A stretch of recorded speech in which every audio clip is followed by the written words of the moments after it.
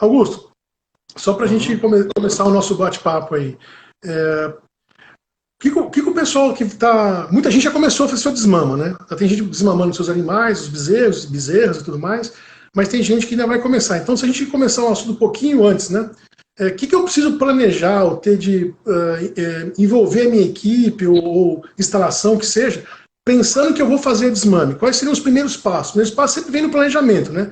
E nesse caso, o que a gente vai... Quais são as ações que o produtor pode se preparar, pensar a respeito para poder fazer uma boa desmama? Certo. Bom, a gente, em fazendas de cria, a gente pode pensar em duas possibilidades de fazenda, né, que a gente acompanha. Fazenda de cria que o pessoal desmama e vende os animais, e uma fazenda de cria que o pessoal recria esses animais, ou para apenas recria, ou para terminação também. Em todos os casos, o que a gente tem que pensar, a bate-pronto, é que essa desmama é a coisa mais preciosa que a gente tem, né? Quem tem vaca em casa, quem tem gado de cria em casa. Nós demoramos aí, você computar a estação de monta, parição, desmama, são 1 ano e meio, aí, quase 2 anos, dependendo de algumas situações. Então é muito tempo para a gente esperar acontecer, né? Nós temos que nos adiantar já para ter essa desmama bem feita. E o que a gente tem que, vocês devem pensar, assim, principal é que esse bezerro, se a gente for vender ou for recriar, engordar, esse bezerro, ele tem, a partir que ele sai da mãe, ele merece um ambiente extremamente bom e de boa qualidade, né? Então, uma das principais coisas que a gente tem na desmama é a pastagem que esse animal vai ficar. A gente tem que se programar para, quando desmamar, ter uma pastagem de qualidade, pensando que esse animal é um animal jovem, um animal que está em desenvolvimento rápido, né? E vai precisar de uma boa alimentação para poder jogar seu potencial para frente. Então, O que seria esse preparo de pastagem aí? Você falou que a primeira coisa é pastagem. O que é isso exatamente em ações? a gente, em algumas fazendas, a gente trabalha ou com pastos renovados, a gente deixa eles para desmama, né? Fazendas que trabalham com integração, por exemplo, lavoura-pecuária, tem condição de ter nessa época de entrada de seca, que é o forte da desmama do Brasil, pelo menos as principais áreas, está com a área, com essa área pronta, né? Mesmo não sendo integração lavoura-pecuária, a gente consegue trabalhar com diferimento, fazer uma veda em parte em alguma área da fazenda, parte que vai ser destinada para esses bezerros, e conseguir um capim de melhor qualidade também. A gente pode fazer até, em alguns casos, adubação de uma parte da pastagem para receber esses animais. Então, é pensando que nós, depois do desmame, pós-desmame, nós não podemos perder o pique desse animal, né?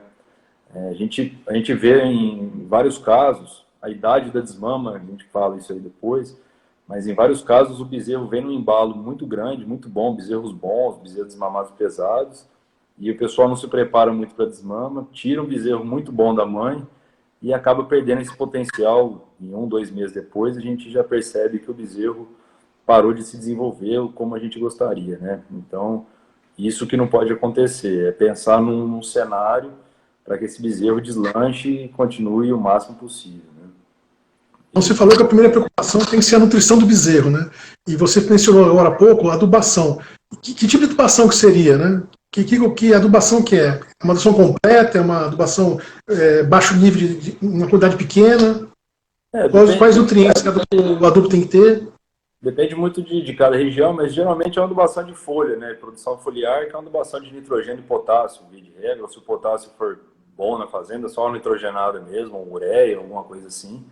É uma adubação pensando em fazer uma folha boa, principalmente nessa época que nós estamos entrando na época de seca, né? A gente faz o tal do feno em pé, faz uma folha de qualidade, ela vai secar lá na frente, não tem problema. A gente tenta trabalhar com volume de massa de qualidade e junto a isso pode entrar com proteinado, alguma coisa do tipo, né? Um sal ureado, um sal proteinado, porque para não deixar o desempenho baixar de qualquer forma.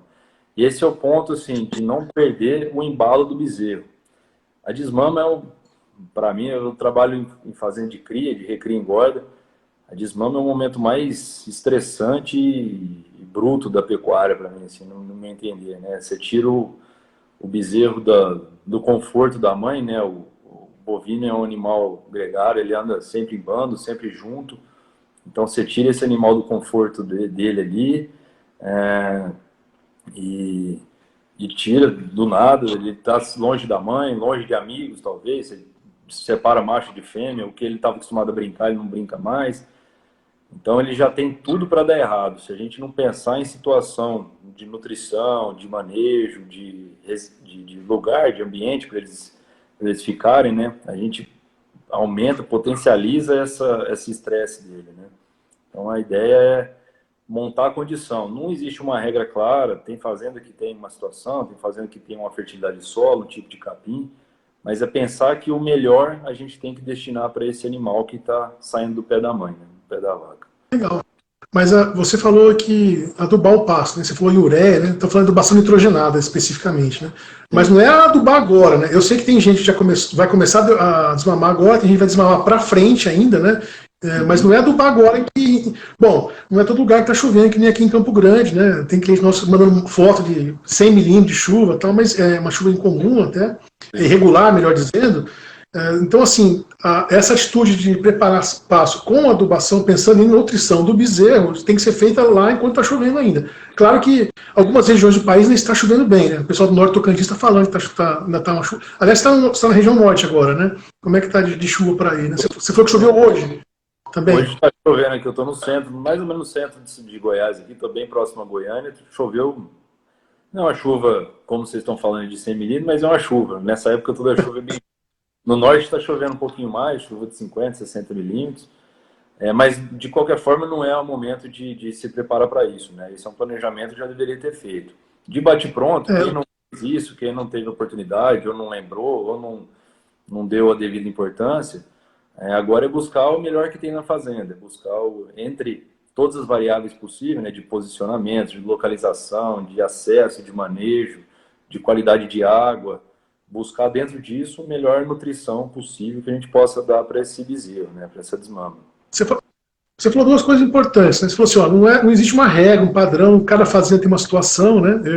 Isso é bem claro. Mas assim, você falou em folha, né?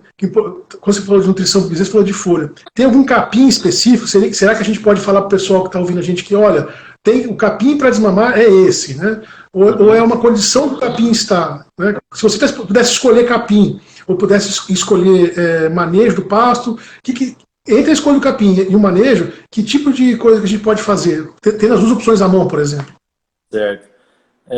Pela época, como a gente está falando, naturalmente no Centro-Sul, que é, vamos dizer, o foco de produção de pecuária hoje no Brasil, pelo período que acontece a desmama, quem faz uma estação, quem trabalha com estação de monta, é o período de seca, entrada de seca e seca, né? Então, o que a gente vê de capim, por exemplo, pânicos de alta produção. Na seca e entrada de seca, eles não são capins tão interessantes para uma desmama. Talvez eles já tenham passado, talvez um manejo mais alto, o capim já está com mais fibra, então vai ser de pior acesso, o animal vai ter um pouco mais de dificuldade para comer, né, esse bezerro, pensando que é um animal menor, de porte menor. Então, a gente sempre prioriza capins menores, mais de porte mais baixo, e que dê bastante enfolhamento, bastante folha para esse animal, esse bezerro que está vindo comer, conseguir uma boa eficiência de pastejo, vamos dizer assim, né? Então ter um desempenho melhor. Então, via de regra... Quando você falou em pasto de porte menor, você não está falando aquele piquetão rapado do pé de curral, não, né? Porque a turma gosta de desmamar e soltar no piquete perto do curral, que a gente é um piquete que está mais reforçado, ou está mais próximo para ele cuidar, né? Não é desse piquete que você está falando, não. Explica um pouquinho para a turma aí. O que você está falando de piquete? É porte menor controlado, né? Não é porte rapado, né? Não é o piquete. Não é campo de golfe, né? Não é. E, geralmente é o perto da sede, né? A gente brinca que os pastos em volta da sede do curral sempre são os mais feios da fazenda, né? Geralmente o pasto de manejo, de recepção de gado, e acaba enfeiando a fazenda logo ali na entrada. Mas é preparar pasto mesmo de porte menor. As braquiárias são muito boas, gramas são muito boas. E pode ser pânico também, tem um Maasai, um pânico de porte baixo, tamanho, um pânico de porte baixo. A gente evita capins muito altos e que ficam muito fibrosos nessa época de seca agora, de entrada de seca, de transição, porque vai dificultar o animal consumir esse capim, só por isso. Mas se for uma região que fala, não, eu tenho capim bom na minha desmama, bombaço, não tem problema nenhum também, um excelente capim. É que, de modo geral, a gente tenta trabalhar com porte menor, né, com capim de porte menor. Augusto, e vamos supor que o produtor não tem condição de fazer uma adubação por questão financeira ou até disponibilidade de maquinário, né? Ele poderia, por exemplo, vedar um pasto, levar um lotão de gado para cortar esse pasto por igual, depois vedar ele de novo, ou só assim para deixar aquecer o capim. Essa seria uma alternativa? Sim, e ele escolhe um pasto de qualidade. Sim, sim, claro. O manejo, acho que 80% das fazendas que a gente trabalha, eu, você, a gente da Boviplano, a gente não tem tanto maquinário de ponta, não tem tanta adubação pesada, então a gente sempre trabalha com manejo. O manejo é a nossa principal chave, né? E nada impede de março, por aí, fevereiro, março, a gente fazer um manejo pesado num pasto, numa área que a gente programar para isso, com lote de vaca, um lote de novilha, um lote de garrotada, alguma coisa assim, dependendo do que a fazenda tiver, e depois vedar esse pasto, dando essa condição para o animal entrar, né? Então tem diversas tecnologias, das mais simples, que é só manejo, é só usar o que você tem na fazenda, até das mais sofisticadas, né? A gente trabalha com o que tem na mão em cada lugar. Então, falando de escolha de pasto, nem sempre precisa ser o pasto mais perto da sede do curral, sim um pasto com o melhor pasto, perdão, piquete ou invernada com o melhor pasto, né? Antes de eu te fazer a próxima pergunta, eu queria avisar o pessoal que está nos ouvindo aí e pode postar suas perguntas aí, fique à vontade, vai postando e a gente vai aproveitando as perguntas de vocês, não deixa para o final não, depois a gente acaba não tendo tempo para responder todo mundo, como já aconteceu em lives passadas aí. Você falando de nutrição e falando de escolha de pasto, né, para você levar a desmama, né, a becerrada, o que você pode falar para o pessoal em respeito de qualidade de água, tanto qualidade como acesso à água, né? Uhum. Às vezes a pessoa escolhe, o melhor pasto é aquele, mas aí a qualidade da água é complicada, né? Sim. É aquele negócio, a gente não pode entrar na sinuca de bico, nós temos que jogar com todas as cartas na mesa. Se o melhor pasto que a gente tem na fazenda for o pior pasto de água, ou a pior cacimba, ou a pior represa, ou uma água que é suja, alguma coisa assim, ou barrenta para chegar, obviamente nós não podemos deixar essa bezerrada lá, né? A gente tem que lembrar que o consumo de capim, de forragem, de matéria seca, está extremamente ligado à ingestão de água, e se for de qualidade essa água, é muito melhor. Então nós precisamos de quantidade e qualidade de água para ter esse bezerro, né? A gente sempre tenta fazer nas fazendas que tem cria, essas áreas de desmama já planejado, já organizado, mesmo que a fazenda não tenha água em pasto nenhum, a gente tenta fazer nos piquetes de desmama água. Porque é um momento, como eu disse lá, é um momento de estresse altíssimo para o bezerro, e ainda eu vou jogar ele numa beirada de brejo, com barro. A gente está lembrando sempre que o momento da desmama é agora na entrada da seca, então tem regiões que aquela aguada linda que era em janeiro já não é uma aguada linda agora, já está cheio de barro em volta, está atolando. Então, sempre imaginar que eu tenho que disponibilizar fácil acesso, o bezerro é um animal jovem, fácil acesso à água e com certeza uma água em quantidade e qualidade excepcional. A melhor que tiver na fazenda, dá para ele. Legal. Aproveitando que falando da água, né? Saiu uma pergunta aqui perguntando a respeito do dimensionamento do coxo, do bebedouro. Você pode falar, se o cara vai fazer uma oferta de água artificial, né? Que tipo de aguada, ou bebedouro, né? Espaçamento, volume de água, que você pode explicar, poderia contribuir com isso daí para o pessoal que está nos ouvindo? Tá. O volume de água, a gente faz uma conta, a conta mais certa, técnica que vocês podem fazer, consumo por UA, que é a unidade animal. Uma unidade animal são 450 quilos de peso. Então, você pesa o teu bezerro lá, divide por 450 e vê quantas UA que ele representa. E aí existe uma conta, que existe variações também dentro do Brasil, por aí, dependendo do clima de cada propriedade, de cada região. E existe uma conta do consumo de 50 a 60 litros de água por UA. Então, você fala assim, eu vou desmamar 100 bezerros de 225 quilos, para facilitar a conta, que é 100 meia UA. Então eu vou desmamar 100 bezerros vezes meio UA, vou desmamar 50 UA. 50 UA vai beber 50 litros mais ou menos de água por dia, são 2.500 litros de água por dia. Eu tenho que ter um bebedouro que me atenda a isso. Tá? Não precisa ser um bebedouro de 2.500, pode ser um de 1.000, que ele se recarrega ao longo do dia, não tem problema nenhum. Então, a primeira questão é que o bebedouro consiga atender a quantidade de animal em volume de água. Se for um bebedouro menor do que a gente precisa de necessidade de água, que tem uma recarga de água muito boa, que o bezerro está bebendo e já está enchendo o bebedouro de novo, para não faltar água para ninguém. E em termos de espaçamento, é uma discussão muito grande. Existe hoje pesquisadores que estão quebrando os paradigmas que a gente tinha aí, que de 40, 50 anos atrás, de espaçamento de coxo de sal, de coxo de bebedouro de água, de saleiro, de bebedouro de água, né? Mas o que se trabalha mais ou menos é de 5 a 10 centímetros por bezerro, imaginando que eles nunca vão chegar junto para beber água ao mesmo tempo, né? Os animais andam mais ou menos em bando, ficam por ali bebendo água, tá? Então, 2 pontos, mais ou menos é isso. Não existe também uma regra geral. Isso aí pode ser que aumente essa disponibilidade, aí, essa tendência de disponibilidade. Não sei como você está vendo. O professor Matheus Paranhos está trabalhando muito com esses dados aí, está conseguindo resultados interessantes dessa questão. É legal essa forma como você expôs aí, essa questão do espaçamento, né?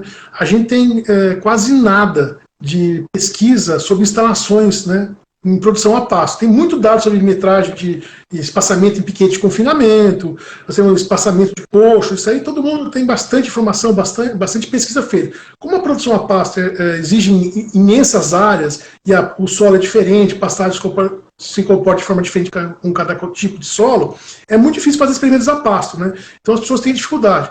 Uma coisa que a gente vem aprendendo, desde quando a gente chegou a trabalhar com lotes enormes, né? Eu me lembro que em 99 a gente trabalhou com um lote de 4.000 cabeças na região de Barra do Garça, no Mato Grosso. Chegamos lá fazendo, tinha uma situação como essa. O que a gente percebeu é que os bovinos, como você mesmo bem levantou, que são muito gregários, eles não, quando são lotes grandes, não vão todos ao mesmo tempo no bebedouro. Então a gente pode trabalhar com uma metragem menor, sem ter queda de consumo de proteinado, sal mineral, ou problemas com acesso à água. O mais importante, na verdade, é o espaço no entorno, para que todo mundo tenha condições de chegar lá, do que realmente a metragem do coxo.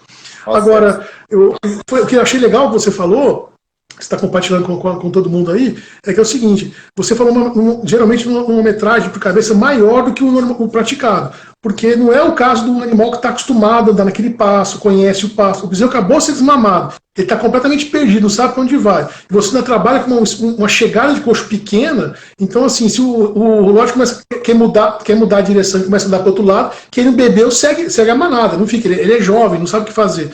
Então, eu acho essa preocupação, não só com a qualidade, como você bem levantou, um espaço maior, para ter acesso mais rápido. E o pessoal costuma esquecer também que a altura também é importante, né? Lembrar que o bebedouro, para dizer... Eu cheguei numa fazenda uma vez no Pará, né? Tinha uma bezerrada desmamada e era com bebedouro. O cara falou: olha, aqui a gente fornece água de bebedouro para os bezerros na desmama e tudo mais. Só que tinha um buracão assim, de pisada de touro, que era um piquete de touro antes, né? E o bezerrado não alcançava o bebedouro. Tava passando seio, então eu tenho que preocupar com essa questão de altura também. O pessoal que está aí vendo, que acompanha desmama, todo animal, quando você troca de pasto, né, quando você muda de um pasto para outro, seja bezerro, qualquer outro, a primeira coisa que eles fazem é rodar o pasto inteiro atrás de água, né, para achar o ponto de água daquele pasto. Então a gente pode ver em qualquer fazenda, você troca de pasto, a primeira coisa eles ficam rodando até que eles achem o ponto de aguada, né? E o bezerro é a mesma coisa. Então, geralmente, o cara põe um bebedorzinho no meio do pasto, que não tem nenhuma cerca que leva ele lá, alguma coisa assim. E é o que você falou, eles ficam andando, já vi muito isso. Fica andando, em mais capim alto, fica andando, não come, não bebe água. E ali passa a semana, 10 dias, 15 dias nessa situação, né? É bem complicado. Então, a gente tem que levar a dar acesso. Eu sempre peço nas fazendas que a gente trabalha, quando solta o bezerro no pasto de desmame, os primeiros dias, 1, 2 dias, o pessoal de campo leva os bezerros até o bebedouro, né? Mostra onde é que fica a guarda, mostra onde é que eles bebem, onde é que eles têm acesso à água, ao saleiro, para eles diminuir essa insistência deles de ficar procurando, né? Já diminui um pouquinho o problema. Legal. Tem várias perguntas aqui, viu, Augusto? A gente acabou de responder a do Marcos Oliveira, né, sobre dimensionamento. Eu espero que respondeu bem aí, Marcos. Se tiver alguma dúvida, você pergunta de novo aqui. Tem uma pergunta legal do Edivaldo Moraes também, do Gustavo Henrique, do Lucas Paz. tem também do Rodrigo Martinez, mas eu vou aproveitar aqui pela sequência que a gente vai conversar, eu vou aproveitar a pergunta do Lucas Paes, antes a gente falar de protocolos aqui, que é a pergunta do Gustavo Henrique, do Gustavo Henrique aqui, né? A pergunta aqui é do Lucas Paes, ele fala assim, olha, os passos decúmbens podem trazer fossensibilização nos animais, jovens, né? E o que faz isso acontecer? Qual é a causa dessa fossensibilização e quais são os prejuízos que o produtor pode tomar por conta desse tipo de problema? Você pode responder para o Lucas Paes? Uhum. A fotossensibilização é um consórcio de acontecimentos, né? Vem o estresse, vem a questão de alguns fungos que ficam na pastagem e acabam atuando em cima do animal. E esses fungos geralmente aparecem nessa situação de quando o pasto está sementeado ou quando ele está secando, né? Tá nesse processo de secar. A fotossensibilização nada mais é do que um ataque no fígado do animal. Eu não sou veterinário, mas os veterinários me falam isso, não vou entrar na parte técnica. Mas ele ataca o fígado do animal, né? Então, e depois começa a correr aquelas feridas, um problema que vem de dentro para fora do animal, né? Você vê, quando você enxerga a fotossensibilização, já está num estágio complicado. O que a gente faz é ficar... Se você só tiver esse tipo de capim, vai ter que entrar nele e não tem jeito, né? Existem algumas situações até de intoxicação altíssima que chega a matar bezerros mais jovens, animais em uma situação de mais fracos, né? O que a gente faz nesse caso é cuidar. Preventivo é só trocar de capim. Se tiver outro capim que não está nessa situação, você tira de um põe para o outro, geralmente resolve a situação. Se não tem para onde correr, e se der o problema, aí é curativo. Cuidar dos sintomas do animal, e geralmente são esses antitóxicos, esses remédios, não vou entrar no remédio, pelo amor de Deus, que eu trago a parte prática de veterinária, mas entrar com um remédio e tentar aliviar a intoxicação. Então, assim, trocar o pasto, ter uma sequência de pastos, você não ficar o tempo todo no pasto, se for um caso de decúmenes, é uma oportunidade, né? Outra coisa é você não entrar no pasto com excesso de macega no decúmenes, né? Que é mais propenso, esse excesso de resíduo no pastagem de decúmenes pode aumentar esse problema que o Lucas levantou. Então, Lucas, o problema aí, o Augusto falou, pode levar até a morte dos animais. E óbvio, aquele animal que não morre, sofre, tá deixando de ganhar peso, e a gente está perdendo também com isso daí, né? Então, assim, Augusto, tudo bem, pensando a gente falou bastante aqui como planejamento, que passo a gente vai usar, preocupação com a água, o bebedouro, né? Mas vamos lá, nós estamos chegando na desmama, vai começar o processo de desmama. Então, amanhã eu vou pegar o gado para levar para o curral para fazer essa parte do bezerro da mãe. Quais são os cuidados, pensando do ponto de vista de ir buscar os animais e o cuidado com o curral, assim, para a gente começar essa conversa do processo de entrar o bezerro no curral? O que você pode falar do processo de ir lá coletar os animais e o manejo no curral? Certo. A gente tem, eu até essa semana, ela está assistindo aqui, se eu falar alguma mentira, você me avisa. Eu fiz uma desmama anteontem, a gente estava fazendo desmama na fazenda de uma cliente na região de Dracena, São Paulo, e eu comecei, tem até um vídeo que eu mandei para o Rodrigo, depois o pessoal pode ver esse vídeo também. Eu venho percebendo... Você vai disponibilizar o vídeo? Você vai disponibilizar esse vídeo para a gente botar nas redes sociais? A gente vai colocar no Instagram, quem está assistindo aqui depois pode entrar amanhã, aí vai estar no Instagram então. Esse vídeo mostra, como tem vários, isso não é o único, né? Tem vários exemplos aqui no Instagram mesmo, a gente fica vendo isso direto. Olha isso, mas que pode. A gente começa a perceber, é uma fazenda que a gente trabalha já há algum tempo, e com o manejo, a gente discute muito isso, o manejo pré-desmama, né, dos animais, ele interfere muito na desmama. E o que eu estou querendo dizer com isso? Esse vídeo é da gente, os animais acabaram de ser tirados da vaca, e você andando no meio dos animais, os animais vêm te cheirar, vêm brincar com a gente. Isso demonstra o quê? Que esses animais estão custeados, vamos dizer assim, entre aspas, né? Estão acostumados a ver gente, estão acostumados a ir no curral, estão acostumados a ver cavalo, a ver o barulho do tronco, a ver o barulho de tudo. Então eu venho me preocupando muito com essa situação pré-desmama. O que a fazenda maneja antes, né? Você vai em algumas fazendas por aí, às vezes, o manejo é por condições de estrutura, não tem um corredor, não tem divisão de cerca muito boa. Então correria atrás de vaca, correria atrás de bezerro. É uma série de fatores que que acabam levando que o bezerro saiba que aquilo é um problema. Eu brinco com os caras onde eu ando aí, que o bezerro não sabe se a gente é gente, se a gente é onça, se a gente é um perigo, se a gente é um problema. E quando a gente trabalha com manejo, já desde sempre, trabalhando com os bichos, e mostrando, levando para curral, fazendas hoje que a gente trabalha com ETF, essa é uma dos casos, a fazenda onde eu administro também, ajudo a administrar aqui em Goiás, que eu moro nela, a gente só faz ETF também, então, pô, você leva a vaca trocentas vezes para o curral, e o bezerro está sempre ali com a gente. Então, a gente percebe o seguinte, que quando a gente chega para desmamar com um bezerro que já conhece o manejo, já passou várias vezes com a gente, ele fica mais tranquilo, ele aceita melhor, ele não corre, ele não bate, ele sabe que ele vai ali, vai voltar, ele vai para um lado, vai para o outro. Então, as fazendas que já têm manejos com corredor, com mais calma, sem correria, elas percebem que a desmama fica mais fácil. As fazendas que ainda, por motivo de estrutura, não conseguiram se adequar a isso, não viram a importância disso ainda, a desmama fica um pouco mais problemática, os animais ficam mais arredios. Então, eu estou trazendo esse tipo de comparativo, porque nos lugares onde os animais ficam mais arredios, com certeza a desmama vai ser mais estressante e mais problemática, né? Então, tem mais chance de um animal se machucar, tem mais chance de uma vaca se machucar, tem mais chance de um funcionário se machucar. Então, os cuidados que a gente tem que ter, é um cuidado que a gente tem que ter o ano todo desse bezerro, né? Desde quando vai no curral, sempre manejar com muita tranquilidade esse animal, para quando ele vier com a vaca, sair do pasto e vier com a vaca para ser desmamado, ele não entender aquilo como um perigo, como um problema, ele já vai estar acostumado e ele vai tranquilamente. Esse é o primeiro ponto, é não querer achar só um manejo lá na hora da desmama. Esse manejo tem que estar já no DNA da fazenda, já como um todo. Ou seja, o gado tem que ver gente para estar acostumado, é isso?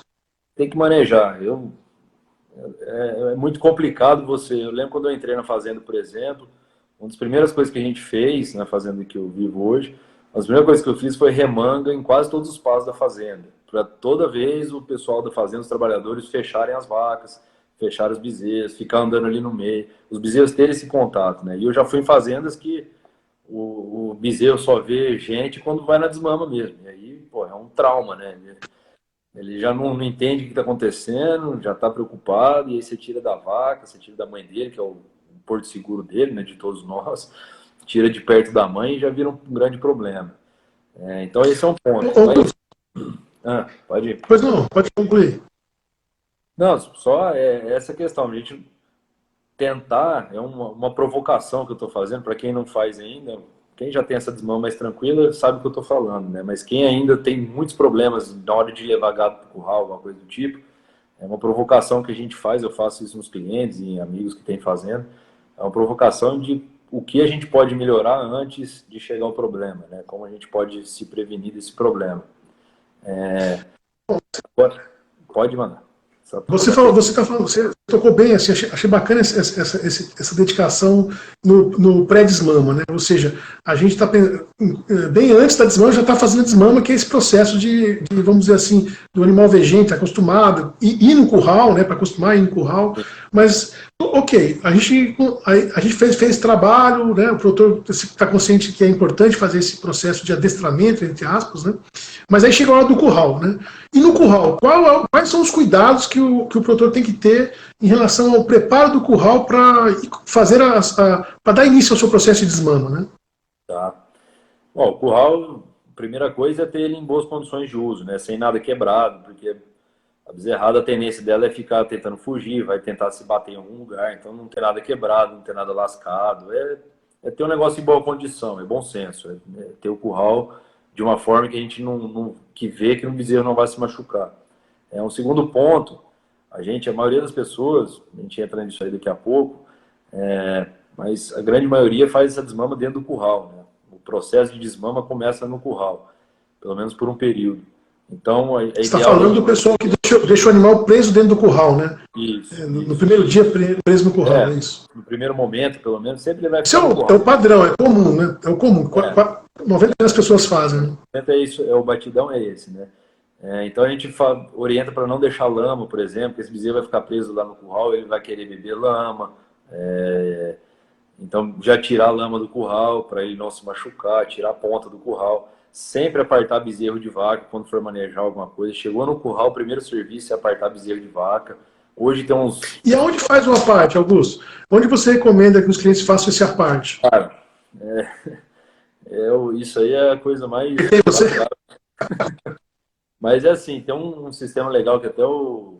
Como é que ele chamava? Não lembro. Um ex-estagiário da Boviplan saiu na capa da DBO, alguma revista dessas aí, que ele adaptou um sistema que já existe há muito tempo, e não dizendo que foi ele o descobridor, mas ele botou isso para rodar, de tirar algumas tábuas do curral, fazer um rearranjo ali na remanga de entrada, e os bezerros já entram para o lado e a vaca já entra para o outro. Você já faz a parte antes... Para evitar o pisoteio, né? Esse é o ideal. Os animais se pisotearem. Eu tenho a parte, o mais problemático, assim, o mais traumático que eu vejo é a parte que passa o gado inteiro no tronco e a parte lá na frente. Esse é problemático porque o gado já está passando ali pelo tronco, a vaca já vai pisar em bezerro. Imagina uma vaca de 500, 600 quilos pisando no casco de um bezerro de 7, 8 meses de idade, né? O risco de quebrar, de machucar é muito grande. Então, infelizmente ainda tem gente que faz isso, né? Tem muita gente que a parte é feita no final do tronco, né? Lá na frente da seringa, do tronco, cada região chama de um jeito. Então, sempre a gente tem que apartar lá atrás o gado. Antes de entrar na tronco, antes de entrar na seringa, eu aparto o bezerro de vaca. O jeito de apartar, aqui em Goiás é muito comum aquele apartadorzinho, que são 2 porteirinhas, você joga a vaca para um lado, o bezerro para o outro. Tem fazendas, lá em casa, por exemplo, os funcionários lá, o capataz, eles desenvolveram, bolaram um sistema lá que deu certíssimo. O cara com a bandeirinha, ele fica em cima do cavalo, ele joga a vaca para um lado, o bezerro para o outro. Mas precisa ter estrutura, né? Precisa ter um curral com estrutura. Não adianta falar, faz assim, se o curral do cara não se encaixar nesse formato, ele não vai conseguir fazer. Augusto, você não está falando nada demais, né? É só da manutenção. Você falou assim, ó, não tem nada quebrado, não ter ponta, não ter pedra, não ter toco, pau largado dentro do curral, né? Não ter lama. Ou seja, não é nada diferente que um bom manejo, um bom cuidado com a sua própria instalação que você está sugerindo para que as pessoas façam, né? Mas é bom lá. Então lá dentro a gente fez uma parte, né? Seja ele antes do curral, que nem você mencionou, que é muito legal, ou lá dentro, né? Evitando ao máximo passar tudo junto, misturado, bezerro e vaca da seringa para frente, né? Mas aproveitar aqui até uma pergunta que é do Gustavo Henrique aqui, né? Qual que é o manejo sanitário indicado, né? O que você pode falar de manejo sanitário para o bezerro quando ele está na desmama, está lá no curral para ser apartado, né? Porque normalmente ele vai levar para pesar, né? Então, quem tem balança aproveita e pesa o bezerro ali, né? E qual é o manejo sanitário indicado, o adequado, o melhor? Tá. Bom, mais uma vez, eu não sou veterinário, eu não vou poder fazer recomendações, mas o que a gente faz, o que eu faço de regra em todas as fazendas aí que trabalho, com orientação junto a um veterinário, sempre um veterinário passando a especificação disso, é sempre um vermífugo, geralmente um vermífugo de mais longação, um vermífugo de duração maior, né, de tempo maior, que esse animal está a gente tem que imaginar que ele está sob um estresse violentíssimo, esse bezerro, né? Então, a gente sob estresse, baixa resistência, o ser humano trabalha da mesma forma, então nós temos que tentar fazer de tudo para, vamos dizer assim, fornecer uma resistência externa para esse animal não adoecer. Então, o que a gente trabalha, via de regra, é vermífugo, um vermífugo de longação, de preferência, e uma vacina de carbúnculo e botulismo. Ela pode ser, tem uma discussão técnica sobre isso, em algumas regiões se indica conjugado, em algumas regiões de um desafio muito grande, ela pode ser feita separada. Carbúnculo uma vacina e botulismo outra. Separado, você fala em momentos diferentes, é isso? Faz hoje uma e mais para frente faz uma outra, é isso? Não, em vez de você fazer esses produtos que tem as duas junto, o carbúnculo e botulismo, entendi. você trabalha com os produtos separados, um só de carbúnculo e uma só de botulismo, no mesmo dia. Mas não faz o conjugado, né? Isso é uma questão técnica, tá? Isso aí cada um procura o veterinário aí, e o veterinário vai indicar da melhor forma possível. Mas bate pronto é carbúnculo, botulismo e um vermífugo, tá? Isso aí é essencial. Nas fêmeas a gente faz já a brucelose, né? Como manda a lei. E fora isso, também o carbúnculo-botulismo tem as vacinas de calendário, né? Que são a fitose, e algumas regiões tem a raiva também. Então, é um serviço pesado ali. O bichinho toma uma dose pesada de vacina. Mas, de qualquer forma, o negócio interessante do carbúnculo é indicado. Tem fazenda que já faz isso na pré-desmama, mas tem fazenda que faz na desmama. O indicado é de fazer o carbúnculo-botulismo e depois de 30 dias trazer para reforço, né? Fazer novamente o carbúnculo-botulismo. Então, são essas duas questões aí que eu chamaria mais atenção. Você prefere fazer essa vacina na pré-desmama e depois na desmama fazer o reforço? Ou você prefere fazer o reforço depois da desmama? Você pessoalmente, você que trabalha com farinha de cria lá onde você mora, né? Eu estou fazendo, nós estamos adaptando, não é um manejo muito fácil, né? Os manejos são os mais complicados, mas existe hoje um protocolo que a Embrapa está acabando de acertar, que é o vermífugo nos 4 meses de idade do animal. Então, em algumas fazendas que a gente já consegue fazer isso, no 4º mês de idade do bezerro, eu já faço a brucelose, já faço o carbúnculo e faço um vermífugo. E aí, na desmama, eu faço reforço de carbúnculo e faço mais um vermífugo também. Tá? Então, vai ser um manejo a mais. A gente que só faz IATF, as fazendas que trabalham com IATF aí, obrigatoriamente o bezerro vai passar pelo curral, então é um trabalho a mais, mas não um manejo a mais, o bezerro já está ali dentro mesmo. Tá? Então a gente Bacana, pessoal. tem trabalhado assim. Pode postando suas perguntas aí. Nós vamos responder a pergunta de Divaldo Moraes. Temos também uma pergunta do Martinez, né? E temos também do Tonhão aqui, nosso ex-estagiário está participando. Ele fez uma pergunta para você aqui. A pergunta dele é cabulosa, hein? Eu vou deixar mais para o final, hein, Tonhão? Vou deixar mais para o final, deixar para apertar o Augusto no final. Augusto, mas assim, além dos procedimentos, vamos dizer assim, sanitários, tem outros manejos que a gente faz com o bezerro no tronco, né? Pesagem, identificação. O que você pode falar para a gente da validade desses processos? Qual você recomendaria para a turma que está nos ouvindo aí? Tá. O que a gente faz, geralmente, hoje nós estamos partindo por um lado mais, vamos dizer assim, mais de ajuste fino.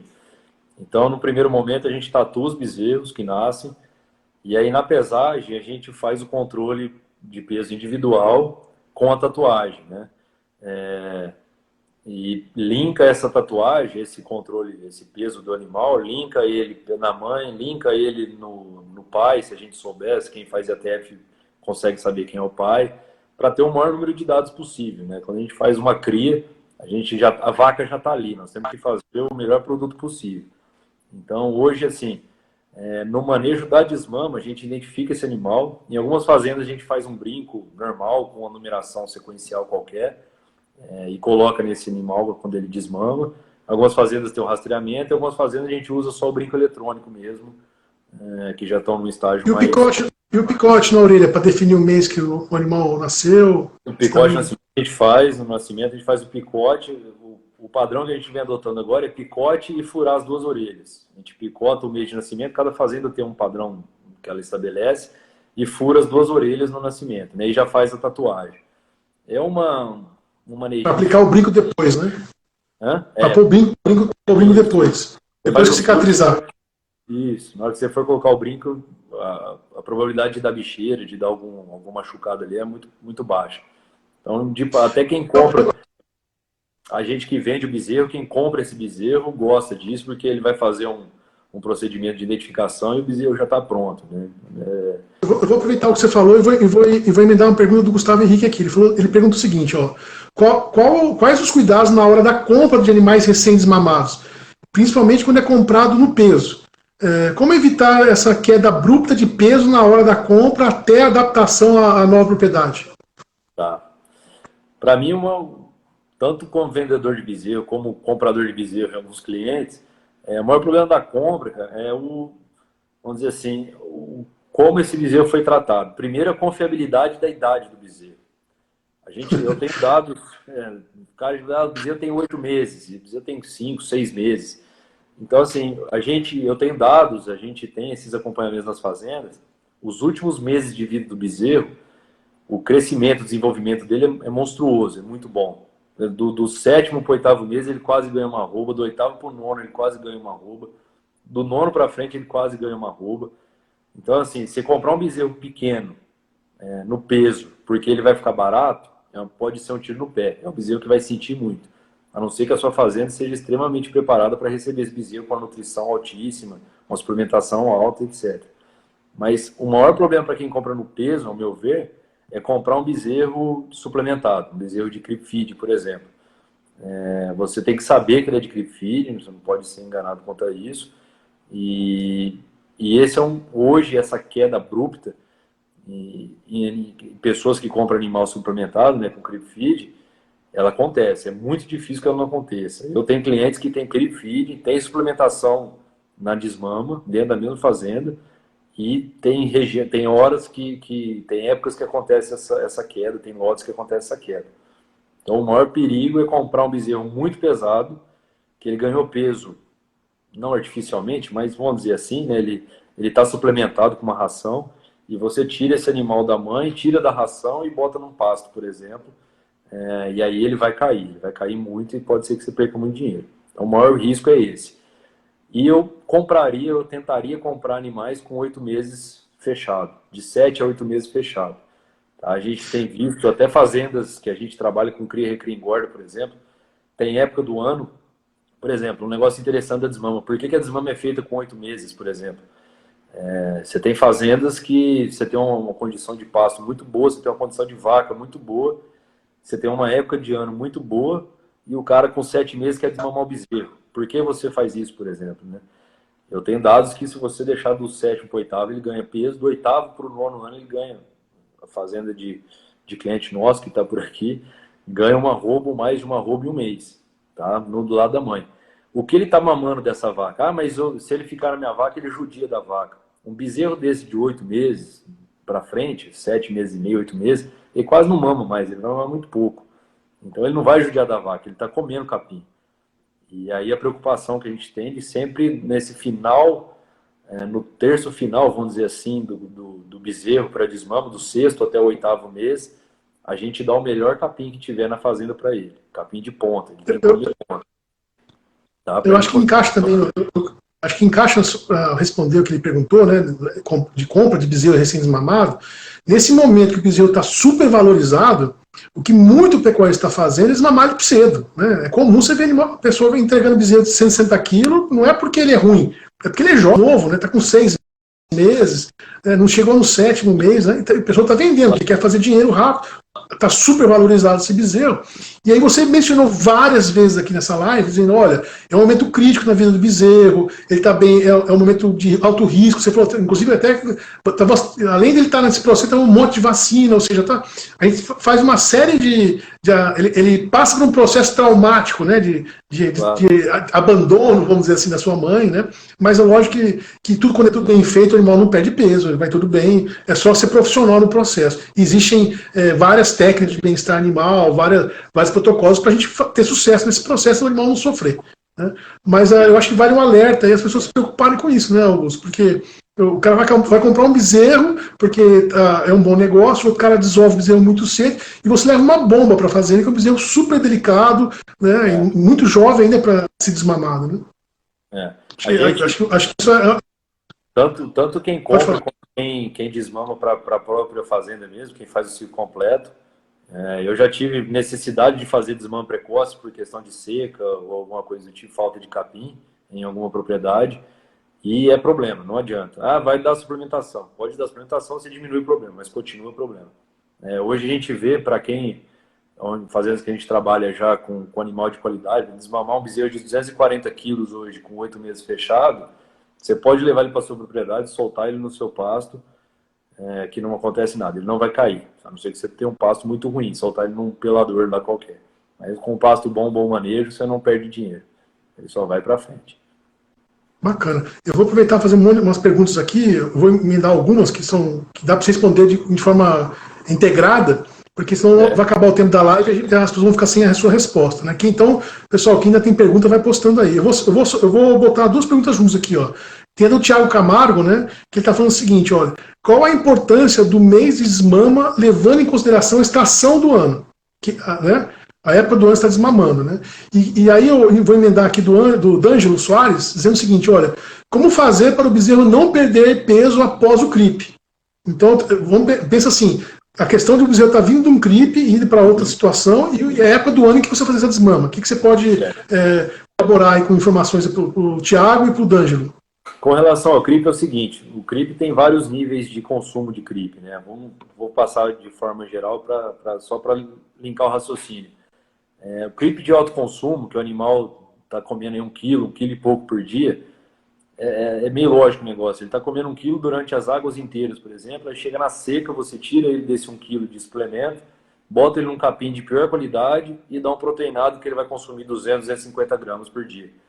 A matemática não fecha, ele vai perder peso ou ele vai agarrar o desempenho para depois voltar a desempenhar. Então, quem quer fazer um CRIP de alto desempenho desse, vai ter que fazer uma suplementação na seca seguinte, na desmama dele, de alto desempenho também.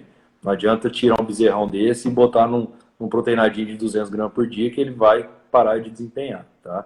Então, o CRIP é mais ou menos isso. Agora, um CRIP de baixo consumo, que é uma ajuda, vamos dizer assim, quem quer fazer isso, quem faz conta e achou legal fazer isso, acha interessante, ele está comendo seus 300 gramas por dia, 400 gramas por dia, às vezes, e aí ele sai, continua no proteinado e segue desempenhando melhor. Tá? Existem muitos dados na teoria aí, quem faz CRIP aí toma cuidado um pouco com isso, de que às vezes um animal que você não deu CRIP, quando ele vira um sobreano lá na frente com 15 meses, vira um garrote, quem comeu CRIP tem exatamente o mesmo peso de quem não comeu. Então tem que ter muito cuidado para usar essa tecnologia. Ela é boa, mas tem que ser bem utilizada. Tá? E a outra pergunta do CRIP era... Com relação à época do ano. Ele perguntou o mês, mas na verdade estava querendo dizer em relação à estação do ano, né? Porque às vezes a pessoa não tem estação bem adequada, não está ajustada, né? Aí desmama durante o ano todo, né? Acho que você podia fazer um comentário sobre o que a gente tenta fazer é o seguinte, é um cenário que você não consegue resolver tudo. O melhor época para você desmamar seria nas águas. Seria no começo das águas. Se desmama ele ganha peso as águas inteiras. Só que para a gente fazer isso, as vacas teriam que parir na seca. Então, teriam que emprenhar na seca. E para você emprenhar uma vaca na seca é muito caro. Você vai ter que dar uma ração, uma suplementação muito alta para ela, ela come muito. Então, o que a gente fez ao longo do tempo, a gente, não a Boviplan, mas a pecuária foi se adaptando ao longo do tempo, na maioria dos estados. A vaca vai emprenhar nas águas, que aí eu não preciso gastar muito com ela, ela emprenha de qualquer forma, no manejo bom, no pasto bom, e o bezerro vai desmamar na seca. E aí eu tenho que saber que esse bezerro está numa condição ruim, de pastagem principalmente, né? E eu vou ter que suplementar ele, não tem jeito, não tem escapatória. Ah, mas eu não quero dar proteinado para o meu bezerro. Tá bom, ou ele não vai ganhar peso, ou ele vai perder peso, a não ser alguns casos que tem integração lavoura-pecuária, ou tem reforma de pastagem todo ano, e aí todo ano você tem um pasto de altíssima qualidade na seca. Mas fora isso, tirou o bezerro no começo. A melhor época que tem é essa agora mesmo, não tem jeito. Pensando no sistema de produção como um todo, tá? Tirar ele. Mas para aquela pessoa que vai acabar desmamando o bezerro fora de época, por assim dizer, o que ele poderia fazer, Augusto? O que você recomendaria? Quais são as possibilidades de você não deixar o animal perder peso se ele vai desmamar um bezerro fora de época, assim, né? A desmama vai delongar agora. Mesmo que tenha estação de monta, aqui em Goiás, por exemplo, a gente consegue fazer uma estação muito curta, de forma geral. Então a estação vai ter, eu vou desmamar bezerro de abril até junho, julho. E julho é extremamente desfavorável. Então eu não tenho muito o que fazer. Faz parte do jogo, faz parte da estação de monta desse estado. Agora, quem vai desmamar um bezerro fora de época, o que ele pode fazer é começar a acertar a estação de monta dele para ajustar a época que ele quer desmamar o bezerro dele. E pensando sempre no bezerro e na vaca, não pode pensar só no bezerro. A vaca é muito mais cara de ser suplementada do que o bezerro. É melhor dar um proteinado do bezerro do que dar uma ração para a vaca. Tá? Então, eu vou aproveitar aqui para fazer as perguntas que estão acabando, porque nós estamos com poucos minutos para acabar a live, né? Quem está com pergunta aí, solta logo. Passar rápido. Tem uma pergunta da Carol Meotti aqui, ela pergunta o seguinte: para desmamar o bezerro com 8 meses, né? Ou seja, em vez de ter um desmame precoce, desmamar com 8 meses. Quantos dias após o parto a vaca vai entrar em reprodução novamente? De forma que faça um período seco, de forma que faça um período no período adequado. Eu entendi aqui a pergunta dela. Para desmamar ele com 8 meses, se a gente pensar o seguinte, são 8 meses para desmama, né? Você está preocupado com o intervalo, né? Você não ter tempo para se recuperar e empenhar rápido, né? Sim. Para esse intervalo é o seguinte, a gente tem que pensar. Eu desmamo esse bezerro e eu tenho, com 8 meses, eu tenho mais 4 meses para fazer um bezerro para emprenhar essa vaca. A vaca tem 45 dias, mais ou menos, de evolução uterina que ela fica apta a ser emprenhada de novo, tá prenha de novo. Então eu vou ter em torno, para fazer com 12 meses, eu vou ter em torno de 2 meses e meio, alguma coisa assim, a 3 meses, para emprenhar essa vaca. Tá? 2 meses e meio a 3 meses são 4 cios, 5 cios de uma vaca. Então tem um período hábil, a gente consegue fazer um bezerro por ano, desmamando um bezerro com 8 meses. A questão é não desmamar um bezerro na época errada, para não judiar muito da vaca e ela não conseguir emprenhar de novo. Esse é o grande problema. O que o pessoal às vezes faz é passar a seca, por exemplo, inteirinha com o bezerro no pé da vaca, e aí nas próximas águas ela está quase morrendo. Ela fica uma água inteira só para se recuperar, e ela não vai emprenhar. E a gente perde a eficiência do processo. Nós estamos acabando o tempo aqui, Augusto. Eu vou te soltar a pergunta do Tonhão, que eu prometi que ia fazer a pergunta dele, né?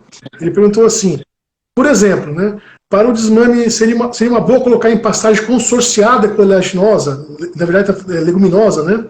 Nesse caso, ele deu um exemplo, né? Nabo forrageiro, feijão guandu, para aumentar a oferta de proteína. Né? Ele está perguntando assim, uma pastagem de melhor qualidade, né? A pastagem melhorada com leguminosas, né? Qual que é a sua opinião?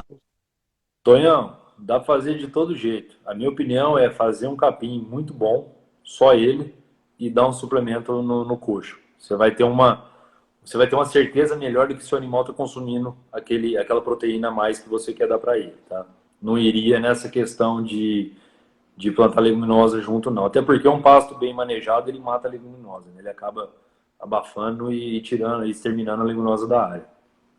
Então eu iria no pasto puro e suplementação no coxo.